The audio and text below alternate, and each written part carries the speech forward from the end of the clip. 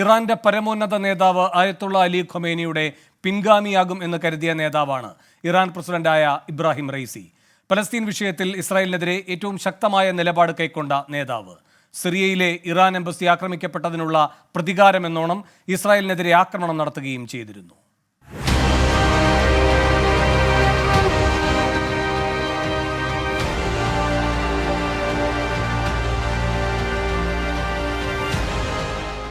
ഇറാന്റെ പരമോന്നത നേതാവ് അയത്തുള്ള അലി ഖൊമേനിയുടെ വിശ്വസ്തനും യാഥാസ്ഥിതിക ഷിയ സമൂഹത്തിനിടയിൽ ഏറെ സ്വാധീനം ചെലുത്തുന്ന നേതാവുമാണ് 63-കാരനായ ഇറാൻ പ്രസിഡന്റ് ഇബ്രാഹിം റൈസി.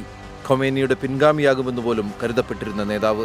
1960-ൽ ജനിച്ച റൈസി തുടക്കത്തിൽ ഇറാന്റെ നീതിന്യായ സംവിധാനത്തിലാണ് പ്രവർത്തിച്ചു വന്നിരുന്നത്.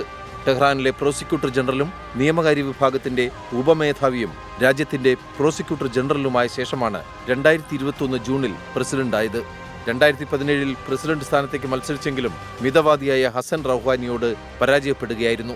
എന്നാൽ 2021-ൽ ഇറാന്റെ വെറ്റിംഗ് സംവിധാനത്തിലൂടെ പ്രധാന എതിരാളികളെല്ലാം അയോഗ്യരാക്കപ്പെട്ടതിനെ തുടർന്നാണ് റൈസി തെരഞ്ഞെടുക്കപ്പെട്ടത്.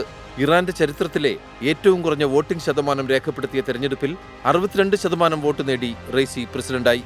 85-കാരനായ അയത്തുള്ള അലി ഖൊമേനിയുടെ മേൽനോട്ടത്തിലാണ് ഇറാന്റെ ഭരണമെങ്കിലും പ്രസിഡന്റ് എന്ന നിലയിൽ ആണവായുധ നിർമ്മാണത്തിനുതകും വിധം യുറേനിയം സമ്പുഷ്ടീകരണം നടത്തുന്നതിനെ പിന്തുണയ്ക്കുന്ന നിലപാടാണ് റൈസി സ്വീകരിച്ചത്. അന്താരാഷ്ട്ര ആണവ പരിശോധനകളെ തടയാനുള്ള റൈസിയുടെ ശ്രമങ്ങൾ പാശ്ചാത്യ രാഷ്ട്രങ്ങളുമായി സംഘർഷങ്ങൾക്കിടയാക്കി. സിറിയയിലെ ദമാസ്കസിലെ ഇറാൻ എംബസി ഇസ്രായേൽ ആക്രമിക്കുകയും ഇറാന്റെ ജനറലുമാരെ വധിക്കുകയും ചെയ്തതിനുള്ള പ്രതികാരമായി ഇസ്രായേലിലേക്ക് 300ഓളം ഡ്രോണുകളും മിസൈലുകളും അയച്ച് കഴിഞ്ഞ ഏപ്രിലിൽ ഇറാൻ കനത്ത ആക്രമണം നടത്തിയിരുന്നു. അധികാരത്തിലെത്തിയ ശേഷം ഹിജാബ് നിയമങ്ങൾ കർക്കശമാക്കിയതിനു പിന്നാലെ 2022-ൽ നിയമാനുസൃതം തല മറച്ചില്ലെന്ന ആരോപണത്തിന് മതപോലീസ് കസ്റ്റഡിയിലെടുത്ത മഹ്സ അമീനി എന്ന കുർദു വനിത മരിച്ചതിനെ തുടർന്ന് ഇറാനിൽ ജനാധിപത്യ പ്രക്ഷോഭം ശക്തമായിരുന്നു. 500-ലേറെ പേർ പ്രതിഷേധങ്ങളിൽ കൊല്ലപ്പെടുകയും 22,000-ലധികം പേർ തടവിലാക്കപ്പെടുകയും ചെയ്തു. ഇറാൻ ഇറാഖ് യുദ്ധത്തെ തുടർന്ന് 1988-ൽ 5000 തടവുകാരെ കൂട്ടക്കൊല ചെയ്ത സംഭവത്തിൽ റൈസിക്ക് പങ്കുണ്ടെന്ന് കണ്ടെത്തിയതിനെ തുടർന്ന് അമേരിക്കയിൽ നിന്നും മറ്റു രാഷ്ട്രങ്ങളിൽ നിന്നും ഉപരോധം നേരിടുന്ന വ്യക്തി കൂടിയാണ് റൈസി. Research desk 24.